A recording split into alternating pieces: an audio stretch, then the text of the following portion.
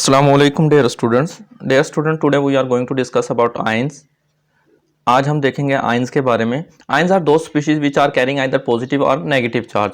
Ions जो हैं वो इस तरह की स्पीशीज हैं जिनके ऊपर या तो पॉजिटिव चार्ज होता है या फिर नेगेटिव चार्ज होता है.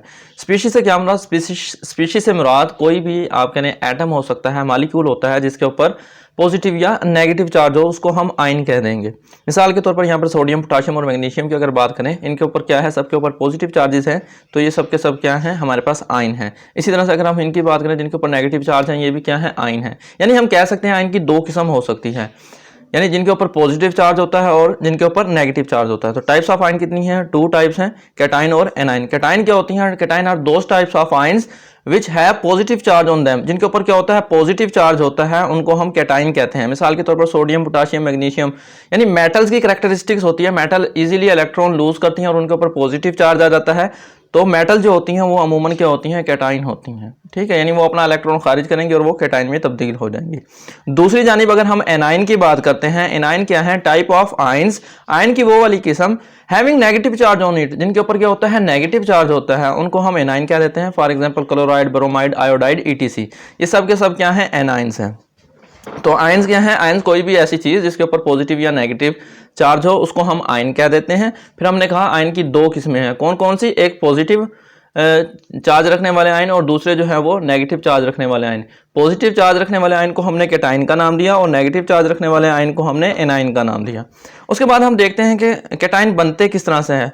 How the formation of cation takes place, कि किस तरह से जो है वो कैटाइन की फॉर्मेशन होती है. तो कैटाइन किस तरह बनता है? मिसाल के तौर पर हमारे पास ये ए जो है, कोई भी एक एटम है, जब ये क्या करता है, इलेक्ट्रॉन खारिज कर देता है. When an atom loose electron, जब क्या करता है एक एटम जो है वो इलेक्ट्रॉन को खारिज करता है, then positive ion is formed. फिर क्या होता है, एक पॉजिटिव आयन बनता है and that positive ion is known as cation. और इसको हम क्या कह देते हैं, कैटाइन कह देते हैं. यानी वो स्पीशीज जिसके ऊपर पॉजिटिव चार्ज हो वो कैटाइन कहलाती है. और कैटाइन कैसे बना? जब एक एटम ने इलेक्ट्रॉन खारिज कर दिया, यानी इलेक्ट्रॉन के खारिज करने से जो है वो कैटाइन वजूद में आते हैं. अब एक एटम जो है वो एक या एक से ज्यादा इलेक्ट्रॉन खारिज कर सकता है. मिसाल के तौर पर यहाँ पे जब ये हमारे पास एक एटम ए था, इसने एक इलेक्ट्रॉन खारिज किया, इसके ऊपर एक पॉजिटिव चार्ज आ गया. इसी तरह से अगर हम बात करें ये वाला जो हमारे पास एक एटम है, अगर ये क्या कर दे, दो इलेक्ट्रॉन खारिज कर दे, तो इसके ऊपर दो पॉजिटिव चार्जेस आ जाएंगे. ठीक है, तो हम कह सकते हैं number of positive charges on a cation depends upon the number of electrons lost by that atom.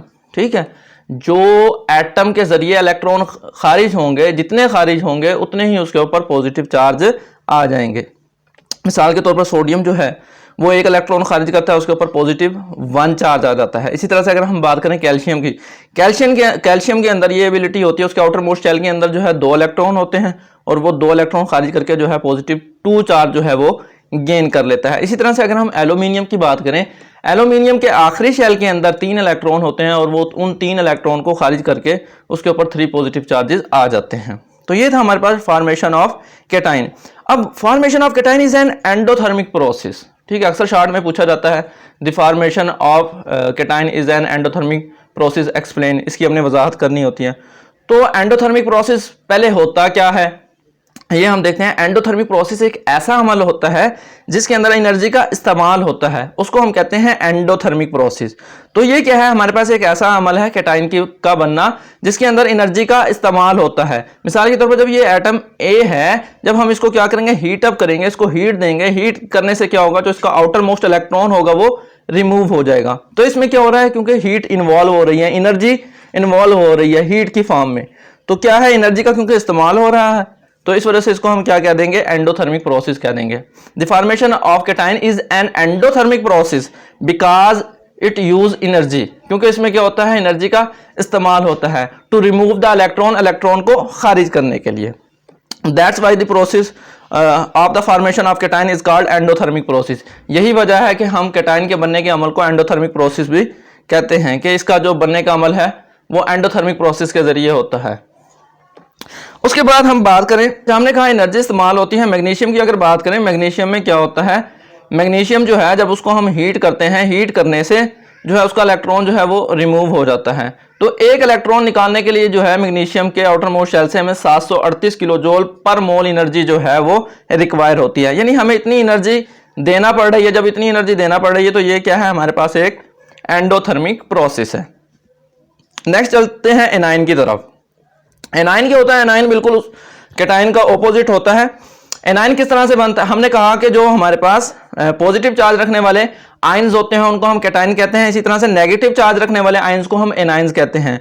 Those ions which have negative charge on them, ऐसे आयन जिनके ऊपर नेगेटिव चार्ज होता है उनको हम एनाइन कहते हैं। For example chloride, bromide, iodide, etc. मिसाल के तौर पर यहाँ पे हमारे पास बी कोई एक एटम है, उसमें हमने क्या किया, इलेक्ट्रॉन को दाखिल किया। इलेक्ट्रॉन दाखिल करने से उसके ऊपर क्या आ जाएगा, नेगेटिव चार्ज आ जाएगा। ठीक है, तो ये क्या होगा, जितने इलेक्ट्रॉन इसके अंदर दाखिल होंगे उतने ही इसके ऊपर क्या आ जाएंगे, नेगेटिव चार्ज आ जाएंगे। मिसाल के तौर पर अगर हम यहां पर बात करें, ये हमारे पास बी एक एटम है, इसमें अगर हम 2 इलेक्ट्रॉन जो है वो ऐड करते हैं तो इसके ऊपर जो है वो 2 नेगेटिव चार्जेस आ जाएंगे। उसके बाद अगर हम बात करें एनाइन फॉर्मेशन की, कि एनाइन जो है वो किस तरह से बनते हैं। एनाइन फॉर्मेशन की अगर हम बात करें तो एनाइन किस तरह से बनते हैं, जब कोई एटम जो है वो इलेक्ट्रॉन एक्सेप्ट करता है, वसूल करता है, गेन करता है, उस वक्त जो है वो एनाइन बनता है। मिसाल के तौर पर हमारे पास यहाँ पे क्लोरीन का एक एटम है, इसके अंदर जब एक इलेक्ट्रॉन ऐड हुआ इसके ऊपर एक नेगेटिव चार्ज आ गया, और एनर्जी जो है वो जो खारिज हुई है वो कितनी हुई है, माइनस आप कह लें 349 किलो जूल पर मोल एनर्जी जो है वो खारिज हुई है। ये माइनस का साइन जो है वो ये शो कर रहा है कि एनर्जी इस प्रोसेस के अंदर खारिज हो रही है।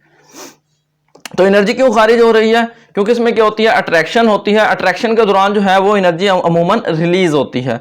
तो यहाँ पे क्या हुआ, एनर्जी जो है वो रिलीज हुई है। तो एनर्जी रिलीज हो रही है तो ये क्या है, एक एक्सोथर्मिक प्रोसेस है।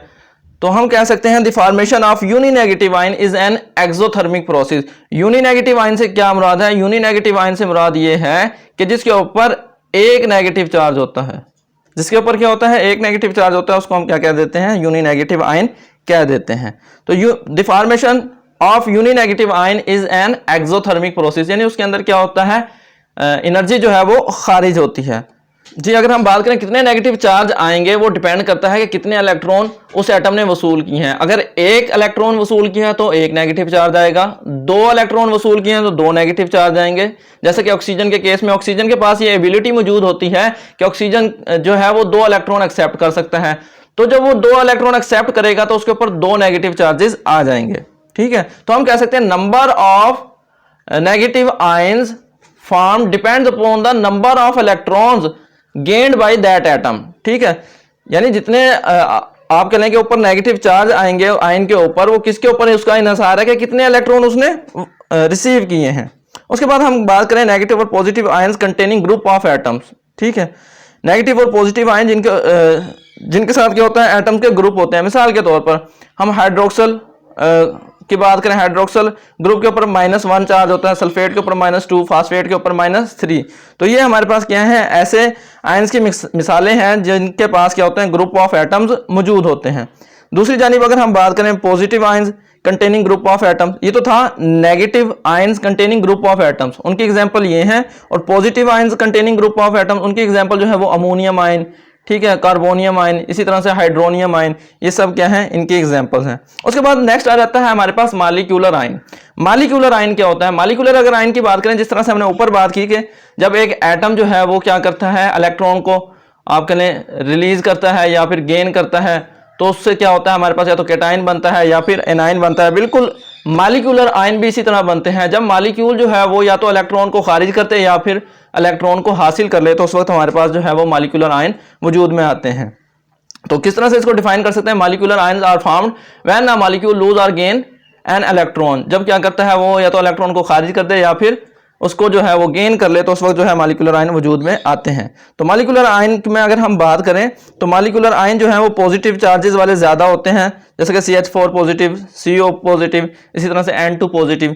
ये हमारे पास ऐसे मॉलिक्यूल्स हैं जिनके ऊपर क्या है, पॉजिटिव चार्जेस मौजूद होते हैं। तो ये हमारे पास क्या है, कैटायन मॉलिक्यूलर आयन है। इसी तरह से अगर हम एनायन मॉलिक्यूलर आयन की बात करें, उनकी तादाद क्या होती है, इनकी निस्बत कम होती है।